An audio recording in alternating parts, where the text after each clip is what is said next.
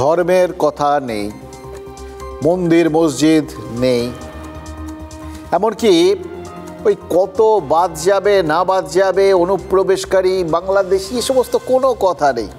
কথাটা শুনলেন তো? কথাটা শিল্পের। আবার কলকারখানা হবে, শিল্প হবে, ওই চারপাশে সেই বড় বড় চিমনিগুলোর থেকে ধোঁয়া বেরোবে, ভো বাজবে। কিরকম স্বপ্নের মতো শোনাচ্ছে না ব্যাপারটা? এই কথাটা শোনার পর আমার কি মনে হচ্ছে জানেন তো, এই রাজ্য থেকে শিল্পের হারানো সুর এই যে আবার শোনা যাচ্ছে, সেটা ওপর থেকে রতন টাটাও নিশ্চয়ই শুনতে পাচ্ছেন যদি কোথাও থেকে থাকেন আর কি।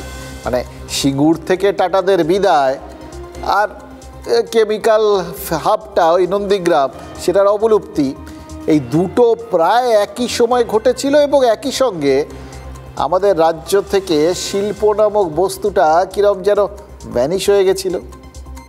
এবং এমন একটা সময় গোটা গল্পগুলো ঘটেছিল, এটাও একটা অদ্ভুত অদ্ভুত বৈপরীত্য। সেই সময় ব্যক্তি শুভেন্দু অধিকারী শিল্পের বিরোধিতা করেছিলেন তৃণমূল নেতা হিসেবে। সেই শুভেন্দু অধিকারী আজ বিজেপি নেতা হিসেবে শিল্প চাইছেন, টাটাকে ফিরিয়ে আনবেন বলছেন। ওই টাটার বিদায় নিয়ে মমতা বন্দ্যোপাধ্যায়ের বিরুদ্ধে শিল্প তাড়িয়ে দেওয়ার অভিযোগটা তোলার সুযোগ বিজেপির রয়েছে। যদিও মমতা বন্দ্যোপাধ্যায় অবশ্য 2022-এ দাবি করে বসে আছেন যে তিনি টাটাকে তাড়াননি।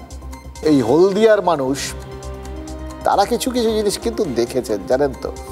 তারা দেখেছেন তাদের জেলার ওই ভূমিপুত্র শুভেন্দু অধিকারী বলছেন বিজেপি ক্ষমতায় এলে হলদিয়ায় আবার শিল্পের জোয়ার আসবে। এই জোয়ার তো আরও অনেক আগে আসার কথা ছিল। সে 8-এর দশকে হলদিয়া শিল্প তালুকে বাণিজ্যিক উৎপাদন শুরু হয়েছিল, জ্যোতি বসুর সরকার তখন রাজ্যে। আর মনে আছে, সে হলদিয়ায় ওই পেট্রোকেমিক্যালস কারখানা হবে, শিল্পের জন্য পরিকাঠামো চাই, সমস্ত ব্যবস্থা করতে হবে। সেই সময় ওই বামেরা তারা ওই কৌটো নিয়ে নিয়ে চাঁদা তুলতে বেরিয়েছিল। এখনকার ভাষায় সেটা ক্রাউড ফান্ডিং, আর তৃণমূল বিজেপির ভাষায় যেটা কৌটো নাচানো। সে কৌটো নাচিয়ে হলদিয়া শিল্পের জন্য টাকা সংগ্রহের কথা বামেরা কিন্তু আজও বলেন। কিন্তু হলদিয়ায় শিল্পের কথা শোনা গেল কার মুখ থেকে? শুভেন্দু অধিকারীর মুখ থেকে। এবার হোক যার মুখ থেকেই হোক আর কি, শোনা তো গেল সেই হলদিয়া, সেই শিল্প। আমার কি মনে হয় জানেন, ওই বাম নেতারা তারা কিন্তু বিলক্ষণ নস্টালজিক হয়ে পড়েছেন।